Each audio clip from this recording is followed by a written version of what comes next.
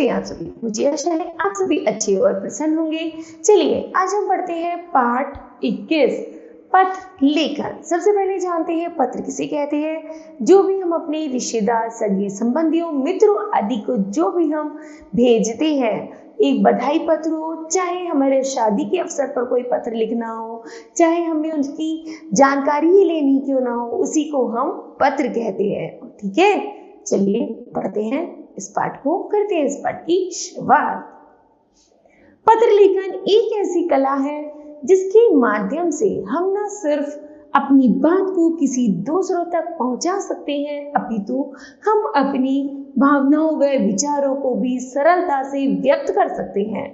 प्राचीन काल में मनुष्य पत्रों के माध्यम से ही अपने संदेश व भावनाओं को दूसरों तक पहुंचाता था। आज भले ही पत्रों का स्थान कंप्यूटर, मोबाइल, इंटरनेट आदि ने ले लिया है, जिससे पत्रों का महत्व कम अवश्य हुआ है, किंतु पूर्ण रूप से समाप्त नहीं हुआ है। आज भी हम अपनी बात को आकर्षक रूप से कहने के लिए कई बार कई स्थानों पर पत्रों का सहारा लेते हैं। पत्रों का महत्व विशेष रूप से छात्र जीवन से जुड़ा हुआ है। छात्रों को स्कूल या कॉलेज में अवकाश के लिए, छात्रवृत्ति के लिए, फीस माफी के लिए आदि जरूरतों के लिए पत्र लिखने की आवश्यकता पड़ती है ना। उसी को हम पत्र कहते हैं। ठीक है, चलिए आगे पढ़ते हैं। पत्र लिखते समय हमें निम्नलिखित बातों का ध्यान रखना चाहिए। नंबर 1, पत्र की भाषा सरल व स्पष्ट होनी चाहिए, जो पाठक को आसानी से समझ आ सके। दूसरा, पत्र में अनावश्यक विस्तार देने से बचना चाहिए। अनावश्यक विस्तार से पत्र पाठक के लिए बोझिल हो सकता है। तीसरा है, पाठक की आयु व कार्य से संबंधित शब्दावली का प्रयोग करना चाहिए। पत्र का विषय और पत्र की प्रस्तुति दोनों ही स्पष्ट होनी चाहिए। आगे है, पत्र लिखते समय संबोधन, अभिवादन आदि का ध्यान रखना चाहिए। नंबर 6, पत्र को प्राप्त करने वाले का और भोजन और भेजने वाले का पता स्पष्ट रूप से अंकित किया जाना चाहिए। ठीक है, इस तरह पत्र को लिखने की क्रियाविधि बताई है। चलिए बच्चों, जानते हैं पत्र के प्रकार। पत्र मुख्यतः 2 प्रकार के होते हैं, अनौपचारिक पत्र, औपचारिक पत्र। ठीक है, पहला है अनौपचारिक पत्र। किसे कहते हैं?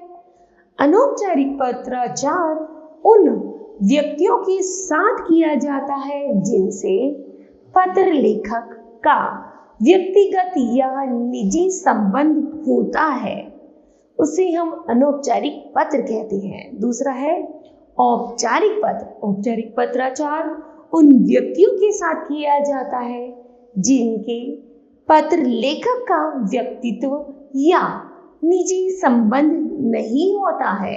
ठीक है, चलिए पत्र के अंग। पत्र के निम्नलिखित 8 अंग होते हैं। पहला है पत्र प्रेषक का नाम और उस दिन की दिनांक। दूसरा है पत्र पाने वाले का नाम और पता। पत्र लेखन का विषय संकेत। पत्र लेखन में संबोधन या अभिवादन। आगे है पत्र की विषय वस्तु। पत्र लेखन में समाप्ति के समय समापन सूचक शब्दों का प्रयोग। हस्ताक्षर से पूर्व की शब्दावली। फिर है हस्ताक्षर। इस तरह पत्र को 8 भागों में बांटा गया है। ठीक है, इसी आधार पर, उन्हीं 8 अंगों के आधार पर हम अनौपचारिक पत्र लिखते हैं। चलिए देखते हैं कैसे लिखते हैं। अपनी छोटी बहन को पत्र लिखिए जिसमें परीक्षा में अच्छे अंक प्राप्त करने पर उसे बधाई दी गई हो। ये हमारा क्या है? पत्र का प्रश्न है। ठीक, अब इसी प्रश्न के आधार पर हम पत्र को लिखना शुरू करते हैं। जैसे सबसे पहले हम पता डालेंगे, स्थान डालेंगे, दिनांक डालेंगे और लिखेंगे प्रिय गरिमा या जो भी उसका नाम होगा। सुभाशीष, तुम्हारा पत्र मिला, जिसे पढ़कर मन अत्यंत आनंदित हो उठा। परीक्षा में शानदार सफलता पर तुम्हें बधाई। मैं जानता हूं कि तुमने वर्ष भर खूब मन लगाकर जो पढ़ाई की थी, यह उसी का परिणाम है।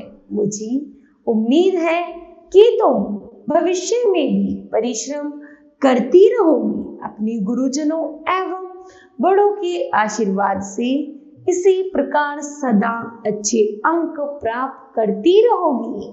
तुम नहीं जानती कि तुम्हारी इस सफलता से माता पिता कितने खुश हैं। भगवान स्वस्थ एवं प्रसन्न रखे, यही कामना है। शुभकामनाओं सहित तुम्हारा अग्रज विवेक। ठीक है। दूसरा प्रश्न है, सखी या मित्र को अपने जन्मदिन पर आमंत्रित करते हुए पत्र लिखना है। ठीक, चलिए लिखते हैं।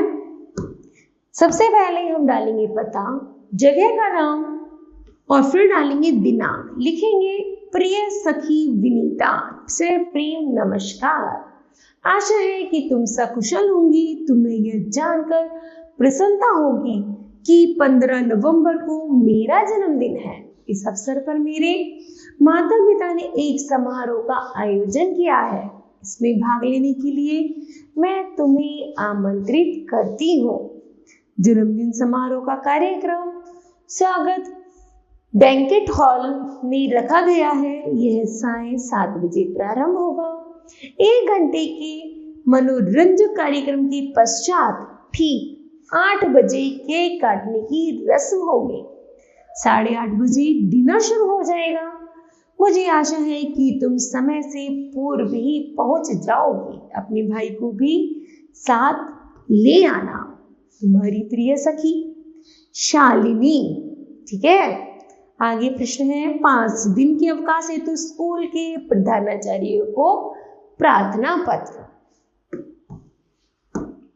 सेवा में प्रधानाचार्य जी, स्कूल का नाम डालेंगे, जगह का नाम डालेंगे, लिखेंगे महोदय। सविनय निवेदन है कि मैं आपकी स्कूल की कक्षा 6ठी A का छात्र हूँ। मेरा परिवार 10 अक्टूबर से 14 अक्टूबर तक दक्षिण भारत का भ्रमण करने जा रहा है। मैं भी उनके साथ जा रहा हूँ। यह भ्रमण शैक्षिक दृष्टि से भी मेरे लिए उपयोगी रहेगा। इस दिनों मैं स्कूल में उपस्थित नहीं हो पाऊंगा, अतः आपसे विनम्र अनुरोध है कि मुझे 5 दिन का अवकाश प्रदान कर कृतार्थ करें। आपकी अति कृपा होगी। से धन्यवाद। आपका अधिकारी शिष्य। नाम, कक्षा 6ठी और दिनांक 9 अक्टूबर और सर। ठीक है। आगे है, दिल्ली नगर निगम के स्वास्थ्य अधिकारी को क्षेत्र की गंदगी की ओर ध्यान दिलाते हुए पत्र लिखना है। सेवा में स्वास्थ्य अधिकारी, मेरठ नगर निगम, पश्चिमी क्षेत्र। यहाँ पर दिल्ली लिखा हुआ है तो यहाँ पर थोड़ा सा मिसप्रिंट हो गया, कोई बात नहीं। या तो यहाँ दिल्ली करेंगे या हम मेरठ कर देंगे।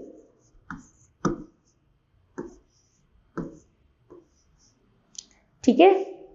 मेरठ नगर निगम, पश्चिमी क्षेत्र, लोहिया गार्डन, मेरठ। महोदय, निवेदन है कि आजकल रघुवीर नगर क्षेत्र की सफाई नियमित रूप से नहीं हो रही है। यहाँ की सफाई व्यवस्था पूरी तरह से चरमरा गई है। सफाई कर्मचारी नियमित रूप से आते ही नहीं और यदि कभी आ भी जाए तो पेड़ के नीचे बैठकर ताश खेलते रहती हैं। यहाँ जगह जगह कूड़े के ढेर जमा है।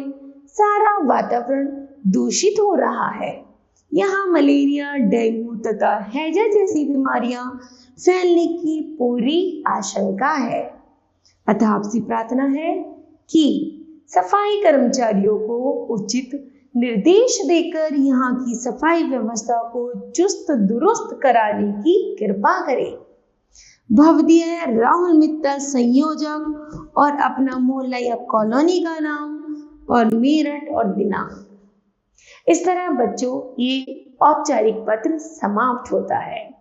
ठीक है, अनौपचारिक पत्र जो अपने सगे संबंधियों को लिखे जाते हैं, औपचारिक पत्र जो स्कूलों में या कार्यालयों में प्रयोग किए जाते हैं उन्हें हम औपचारिक पत्र कहते हैं। ठीक है, तो मुझे आशा है बच्चों यह पाठ आपको समझ आया होगा। धन्यवाद।